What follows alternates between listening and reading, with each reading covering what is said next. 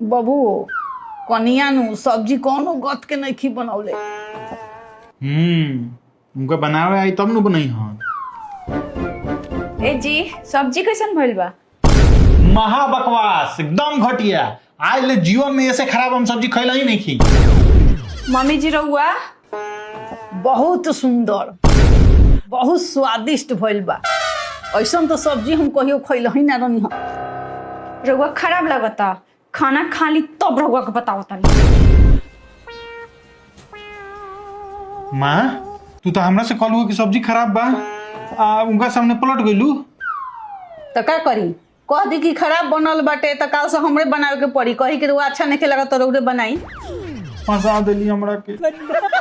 हमनी के छठी मैया के ऊपर एगो गाना लेके आइल बनी सन, जौना के नाम बा छठी मैया के कृपा। तो एक बार जाके यूट्यूब पर सर्च करी और देखी या कमेंट जरूर करें कि कैसन। चाहे मिंटुआ छठ सॉन्ग भी सर्च कर सकत नहीं तो से मिल जाई। माँ तू अपना हाथ के आलू पराठा बना के खियाओ ना हमरा के, तू अच्छा बनावेलू। ठीक बा बना दे तनी। एकनिया चलो तू आटा सान दियो, हम तले मसाला तैयार कर दे। ठीक बा मम्मी जी। 8 गो आलू रख दे तनी, 8 गो में तो होइए जाई। मम्मी जी आटा तो गील हो गइल और दूसरा आटो नहीं खे। तो एक काम करो, आटा गील हो गइल नु तो गुलगुले बना दो। गुलगुला? हमनी यहाँ बिहार में आटा गील हो जाला नु तो गुलगुला बना दिएला। माँ आलू पराठा बन गए? ना गुलगुला बनता। गुलगुला? हाँ। आटा गील हो गइल का? 87% काहे नंबर आइल हो? अरे वो 13% का हो गए? अरे माई 87% नंबर बा, टॉप कइले बानी क्लास में।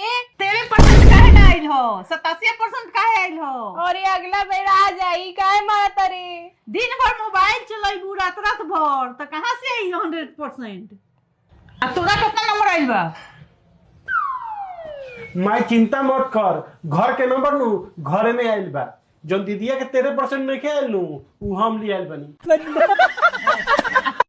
ए जी पेपर में लिखल बा नु कि औरतों का हमेशा तारीफ करते रहना चाहिए, इससे औरतें खुश रहती हैं हमेशा।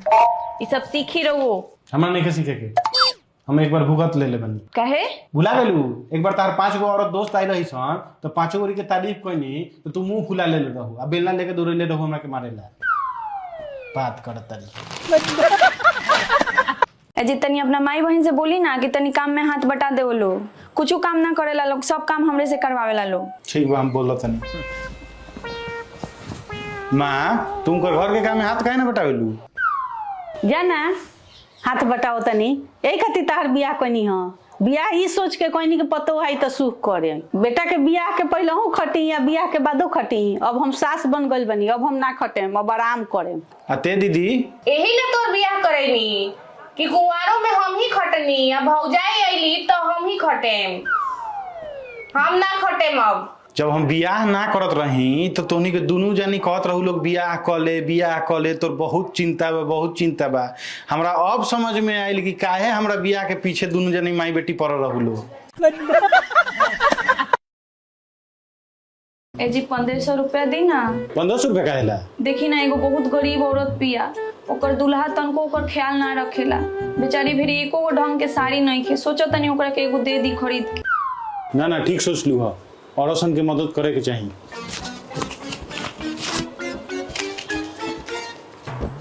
लेकिन एक सेकेंड, वो औरतिया कौन है? वो औरतिया हमिया नु बनी।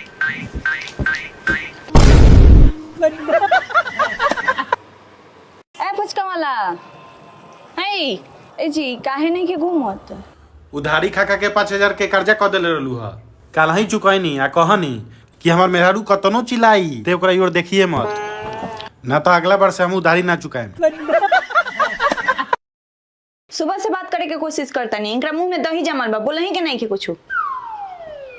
है चुप रही, हमरा से बात मत करी। सुना ना, कहता नहीं हमरा से बात मत करी। ठीक बा। देख फिर मुंह में दही जमा लेलन, बोलही के नहीं के कुछ। हम का करी? बोली कि ना बोली? बोलत नहीं तब कहता रू, मना कर देता रू, नहीं कि बोलत तब बोलत रू। लागता कोनो तिकरम भिड़ा के बुढ़ियो के बस में करे के पड़ी, तभी सारा बात हमर मनी है। मम्मी जी रउआ नु हमरा के अपन पतोह मत समझेम, अपन बेटी समझेम। ठीक बा, अब हमरा बुझाता कि पतो हमें बुद्धि आ गई एकरे नु कमी रहलक ह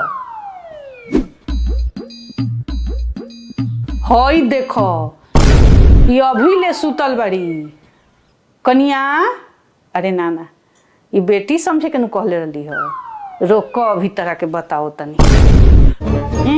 अभी ले 10 बजे ले सुतल बड़ी। ई बुढ़ियो हमरा के मार देली। अब हम जाते नहीं थाना में केस करे। आए तू ही नु कहत रहलू हो कि बेटी समझे तो हम अपना बेटी के मारत रहनी डांटत रहनी तो थाना केस करे ना जात रहलो।